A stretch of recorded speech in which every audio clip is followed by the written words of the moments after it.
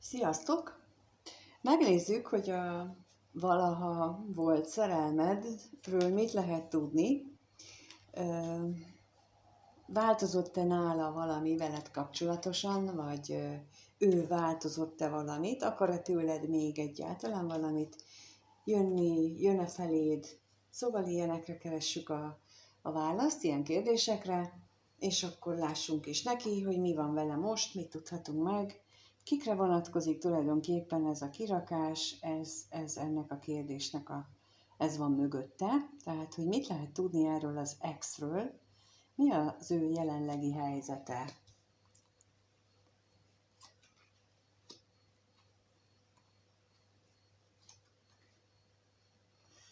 Nos, hát ő így jött ki, és akkor ezt itt is hagyjuk.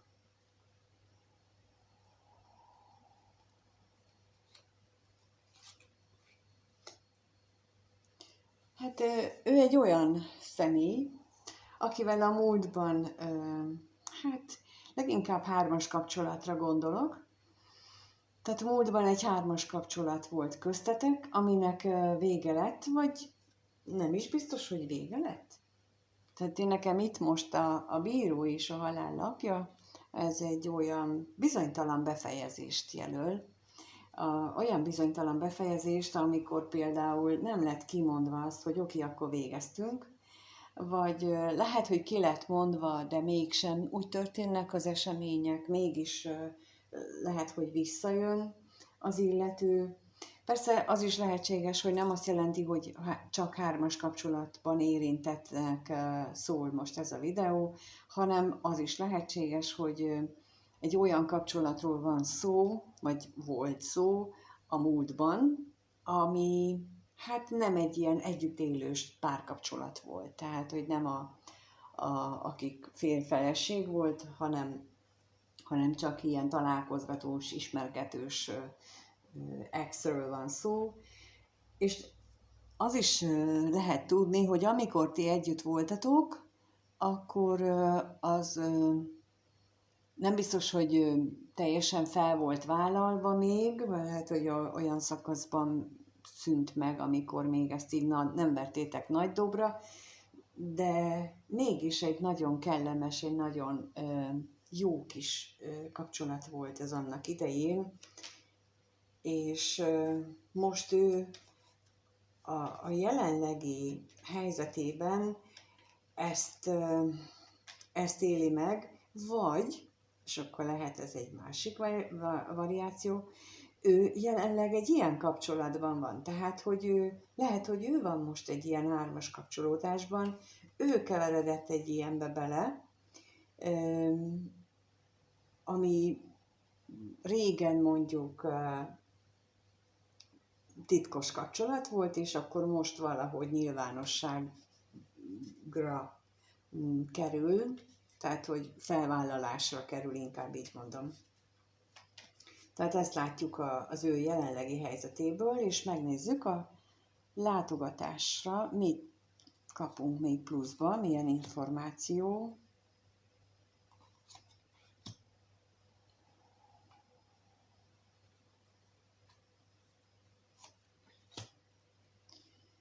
Hát lehetséges, hogy ezek a találkozások az ő mindennapjaihoz tartozó szomorúságot azt feledtetni tudták vele, vagy tudják vele, de nem olyan mértékben, hogy azt ő ki tudná mutatni a környezetének, sokkal inkább, tehát, hogy őszintén tudná azt mutatni, hogy hú, de jó minden, és minden nagyon szép, hanem neki azért azt, hogy ő azt mutassa, hogy mégis jól vagyok, ahhoz egy kis színészkedésre van szükség. Tehát, hogy egy maszkot kell viseljen, mert nem fenékig tejfel az, ahol most ő van, vagy amit ő most megél. És akkor a tolvajra is kérnék szépen, hogy arról mit tudhatunk meg.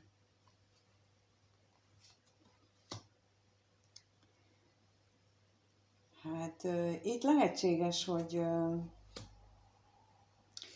egy olyan kapcsolatot kezdett újra, ami régebben már kapcsolat volt az életében, aztán történt egy eltávolodás, és most egy új szakaszt indított el, és erről beszélnek, tehát hogy úgy van a hármas kapcsolat, hogy ő most benne van egy ilyen kapcsolatban, de lehet, hogy emellett kezdett bele egy másikba. És akkor most a halálra is kérnék szépen, hogy az mit jelent itt? Mit tudhatunk meg belőle?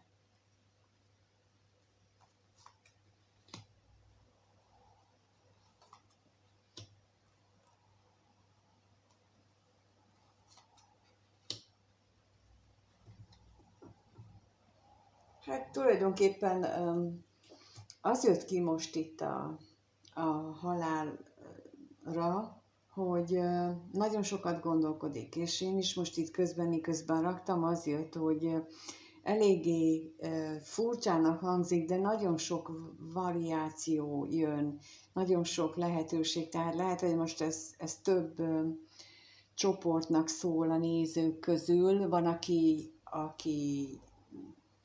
mondjuk visszament az exéhez, a ti exetek visszament az ő korábbi párjához, van olyan, aki egy új szakaszt indított az ő párjával, de mégis veletek is megtartja vagy meg akarja tartani ezt a kapcsolatot, vagy újra akarja kezdeni, és van olyan is, aki egy teljesen más kapcsolatot indított el, és mégis valahogy oda is beköszön egy harmadik személy, lehet, hogy az ő részéről, lehet, hogy a párja részéről, de itt ilyen nagyon bonyolult, nagyon szövevényes energiákat látok, tehát ez nem egy olyan, hát nem mostanában volt ilyen exes energia, ami ennyire bonyolult lenne, és ezért tűnik úgy. De minden esetre is sokat gondolkodik azon, hogy csinálja, mit csinálja, mert a jelenlegi szituáció, a jelenlegi helyzet, amiben ő van, ez nagyon nem felel meg a számára, és ezért vannak benne ilyen belső konfliktusok, küzdelmek, mindenféle, amit úgy lehet így a fejben elkövetni magunkkal, variációkat készít magának, hogy akkor mi lenne, hogy lenne jó, és az látszik, hogy ez egyik sem felel meg annak, amit ő tulajdonképpen szeretne. De akkor ezek után, miután látjuk, hogy ő ilyen nagyon zavaros, vagyis hát nem biztos, hogy olyan nagyon zavaros, a ti viszonylatotokban lehet, hogy ez így sokkal egyszerűbb, de az a lényeg, hogyha már ilyen helyzetben van, akkor mit gondol rólatok ez az ex? Mit gondol ez az ex a nézőről? Ezt szeretném megkérdezni, hogy mit gondol az ex a nézőről.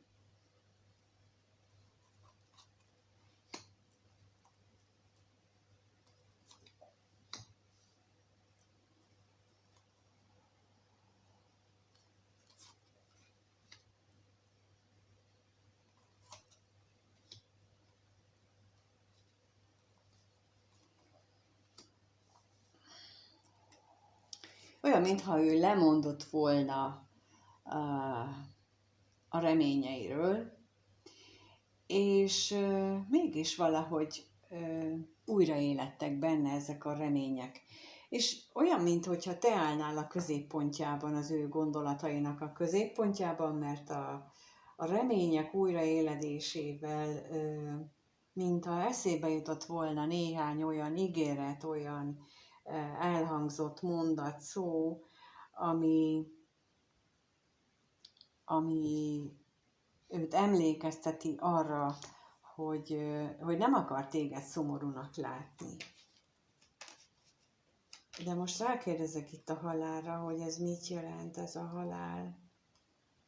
Mit jelent itt a halál?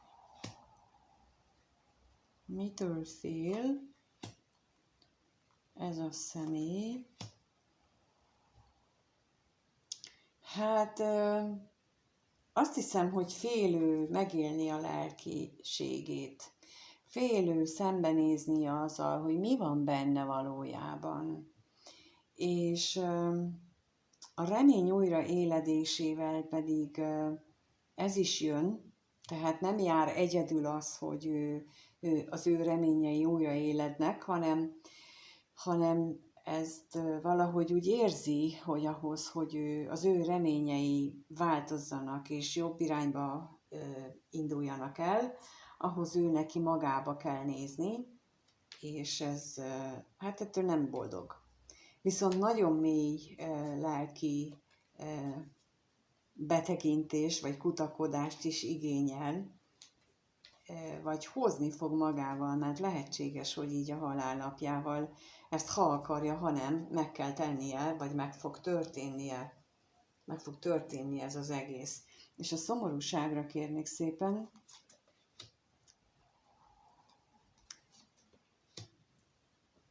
Olyan, mintha a múltból hozott események őt állandó szomorúságra késztetnék, vagyis úgy éli meg. És akkor itt elmondanám azt, hogy ez rajtunk múlik, hogy hogyan éljük meg az életet. Tehát, hogyha valaki úgy érzi, hogy ő neki állandóan rosszul mennek a dolgok, az ellen bizony nagyon is tudna tenni. És mert hogy olyan nincsen, hogy csak és kizárólag rossz dolgok történnek, olyan van, hogy nem vesszük észre a jó dolgokat. És példának okáért mondok itt egy olyan példát, hogy egy férfi miután megismerkedett egy kellemes hölgyel, és várta, hogy az első randira jön hozzá, akkor vett egy gyönyörű szép virágot a bejárati ajtó mellé, és oda tette, mert tudta, hogy egy olyan virágot vett, ami tudta, hogy a nőnek az úgy tetszik,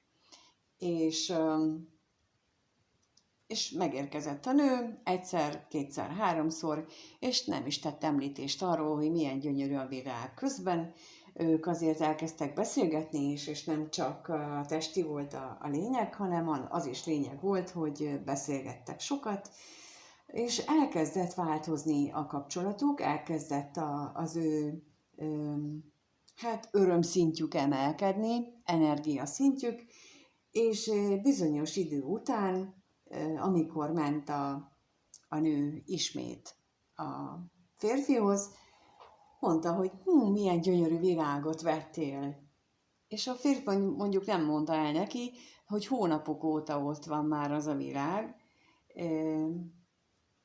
Ez csak megállapította, hogy valami történt. És ez történt a nővel, hogy közben az ő kapcsolatuk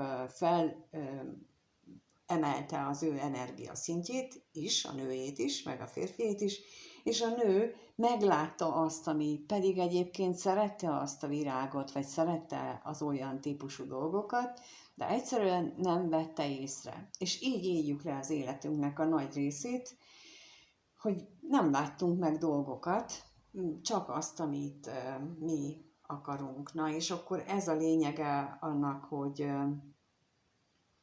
hogy itt ez a nagy átalakulás, tehát ilyen jellegű nagy átalakulásra lehet gondolni, amikor én erről beszélek, tehát ilyen nagy lelki átalakulás, amikor már észreveszem a virágot, és nem csak azt veszem észre, hogy nekem egész életemben olyan helyzetek jöttek, hogy én mindig rosszat kaptam belőle. És ehhez lehet segítséget kérni, például tőlem is, és hogy gyakorlatilag hogy lehet ezt megvalósítani. És nem attól fog megváltozni egy ilyen kapcsolat, amiben ilyen nagyon szép érzelmekkel rendelkezik a másik személy, az abszolút könnyedén emeli az energiaszintet, de vannak más technikák is arra, hogy az energiaszintünket emeljük, és észrevegyük a virágokat is, ne csak az ajtó mellett, hanem mondjuk a réten, és az udvarban, a kertben, és az utcán, vagy bárhol. Na és akkor megkérdezzük még, hogy mit tudhatunk meg itt a szerelmes nőről.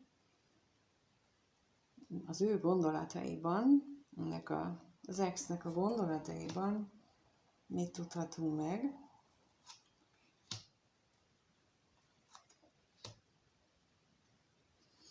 Hát itt az újra és újra felmerülő kommunikációs szükségletet mutatja, és nagyon-nagyon fontos, úgy látszik, itt ennek az exnek az esetében is fontos a kommunikáció, és azt szeretném mondani, hogy sokszor azt tapasztalom, hogy a nők kevesebb fontosságot adnak annak, hogy beszélgetni a férfival például, a másik személlyel, de azt jó, hogyha tudjátok, hogy nekik szükségük van arra, hogy megosszák a gondolataikat, és ha nem veletek fogja megosztani, akkor keres mást, aki jó hallgatóság lesz. Úgyhogy ezt is meg lehet, és célszerű megtanulni egy párkapcsolatban, hogy akkor is meghallgatjuk a másik félt, ha tulajdonképpen nekünk ebből, hogy ezt mi nem akarjuk, de csak az ő kedvéért, a szeretett személy kedvéért hallgassuk meg. És lehet, hogy itt is erről van szó, hogy ti mondjuk olyanok nézik itt most, akik között sokan meghallgatták, és ezért hiányzik neki azt, hogy újra el tudja nektek mondani, vagy pedig az jut eszébe veled kapcsolatban, hogy például te sem hallgattad meg, és továbbra is ott tart, hogy nincs, aki ezt ő meg tudná beszélni, és aki úgy tudna hozzászólni, ahogy ő arra vágyik. Vagy csak egyszerűen azt mondani neki, hogy hallgatlak, mondd, mit szeretnél mondani, tehát, hogy ennyi. És ez nagyon fontos egy kapcsolatban. Nem csak a testiség, nem csak a kémia. De megnézzük, hogy akkor ez az ex érez-e még irántatok valamit? Mit érez irántatok? A néző iránt mit érez ez az ex? Megkérdezzük, hogy mi az, amit érez iránta. Mit érez iránta ez az ex?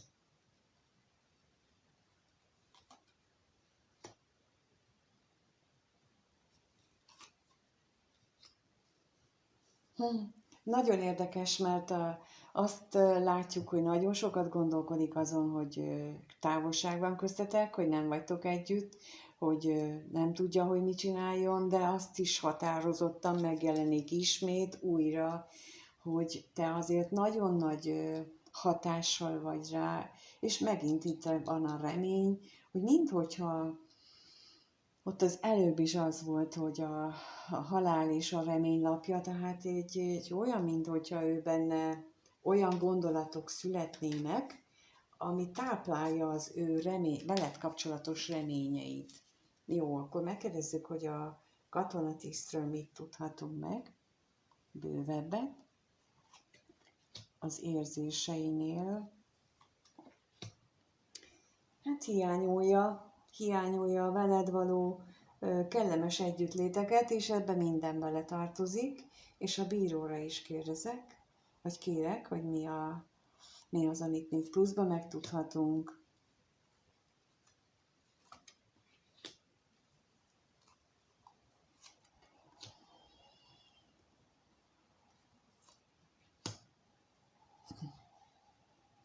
Meg kell tanulnia azt, hogy a titkos kapcsolatok nem biztos, hogy a megoldást jelentik, és ezeket a titkos kapcsolatokat, vagy azokat a kapcsolatokat, amelyek csak a találkozgatásig jutnak el, azokat egy másik szintre kell emelni, abba megújulást kell hozni, és ezt neki meg kell magában át kell alakítania, át kell formálnia, és úgy látom, hogy ez az ő nagy feladata most, hogy lehetséges, hogy, és ez most mondjuk szerintem azoknak szól, akik között korábban titkos kapcsolat volt, hogy lehet, hogy neki ezt át kell gondolnia, hogy ez így nem biztos, hogy jól van. Lehet, hogy az a lényege, hogy megértse, hogy ez számotokra mondjuk megalázó, és hogy ehhez viszont az kell, hogy ő elkezdjen a ti szemetekkel látni, és a ti fejetekkel gondolkodni, és ne csak az ő önző látásmódját tükrözze a gondolatai, az érzései. És akkor itt a reményre is kérnék szépen még, ami viszont nagy átalakulást kíván tőle, hogy ő másiknak a fejével gondolkodjon, és a szemével lásson.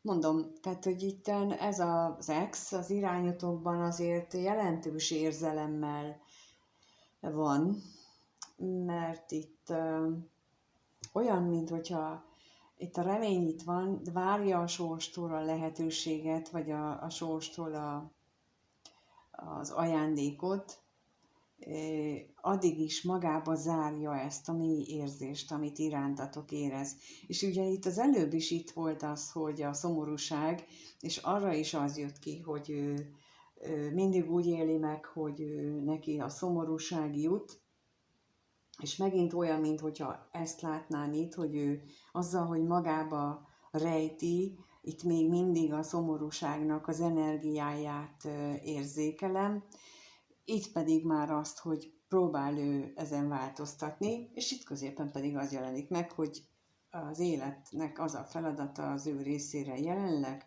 hogy megtanuljon látni a ti szemetekkel, gondolkodni a ti fejetekkel, és érezni általatok, és akkor tudja ő megérteni, hogy miről szól a ti kapcsolatotok. Jó, fog-e közeledni ez a személy, ez az ex feléd a következő néhány napban, egy hétben? Lesz-e közeledés? Mire számíthatsz ettől az ex-től? Tehát mire számíthat a néző ettől az ex-től a következő egy hétben?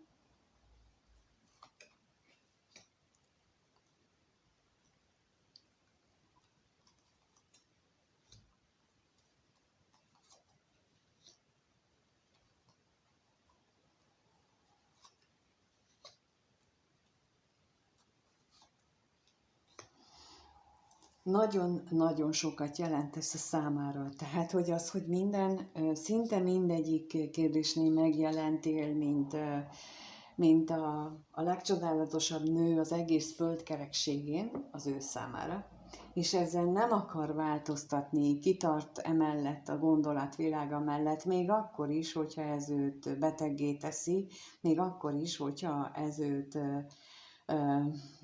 padlóra küldi, és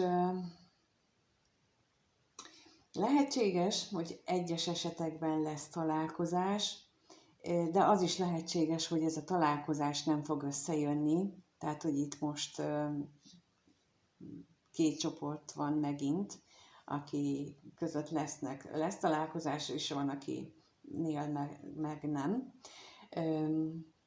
De olyan is lehetséges, hogy csak egy múltbeli találkozást elevenítetek fel, telefonon beszélgetve, összefutva, vagy arról lesz szó, hogy a találkozás lesz, akkor ilyen felszínes lesz, és akkor a múlton való elemzés kerül szóba. Ugye az elején arról is volt szó, hogy van, akinél nem került rendesen lezárásra, olyan is lehetséges közöttetek, akinél ez a lezáró beszélgetésre most sor kerülhet. És akkor kérdezném, hogy mit jelent itt a betegség, erről mit tudhatunk meg.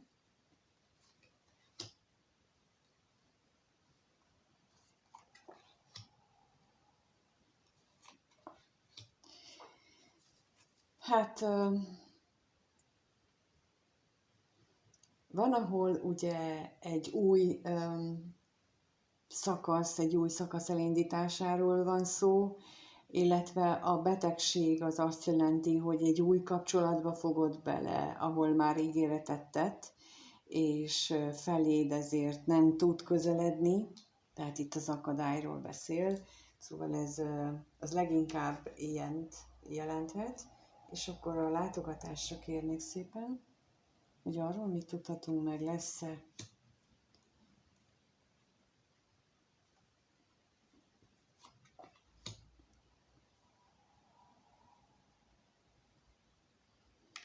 Hát biztos, hogy fél. Az biztos, hogy ő nem egy nagy lendülettel, bátorsággal áll neki ennek a találkozásnak, de olyasmi is lehetséges, hogy azért mégiscsak meg lesz, mint ahogy mondtam, jó néhány esetben látok rá esélyt, hogy lesz találkozás, és sok esetben pedig arra való tekintettel, hogy ő egy másik kapcsolatba lépett bele, ami nem teljesen kerek és nem teljesen jól van, erre való tekintettel mégsem lesz. Hát köszönöm szépen, hogy itt voltatok és megnéztétek. Ha egyéniben szeretnétek tudni arról, hogy most mi lesz vele, akkor keressetek nyugodtan, és meg tudjuk nézni, ahogy azt is meg tudjuk nézni, hogy érdemes-e mondjuk még rávárni, mert hogy egy ilyen összeillőségi vizsgálatnál például kiderülhet az is, hogy amit az előbb is fejtegettem, hogy a kommunikáció nagyon fontos, és hogy mennyire működik jól nálatok, vagy mennyire nagy akadályok vannak a kommunikációban, és ha az például nem működik, vagy nagyon eltérő a cselekvési késztetésetek, mert az egyik lustabb, a másik meg ilyen mozgékonyabb személy, akkor nagyon nehéz őket egyeztetni, de ezek kiderülnek, és akkor ezekre felhívva a figyelmet lehet ellene tenni, vagy azt lehet mondani, hogy akkor ebbe fölösleges energiát tenni, hiszen annyi az akadály, hogy ez nem éri meg. Ez is lehetséges, és ez az összeillőségi vizsgálatból kiderül, és például azt is lehetséges, hogyha csak önismereti fejlődésen vagy belső gyermek munkával szeretnétek foglalkozni, akkor is tudtok keresni. Itt a lenti elérhetőségek bármelyikén jelezhetitek, és akkor megbeszéljük, hogy hogyan legyen. De hogyha csak simán megnézitek a videót, azért is nagyon hálás vagyok, és ha megírjátok, hogy mit gondoltok róla, azt is nagyon köszönöm, és mindenkinek minden jót kívánok. Sziasztok!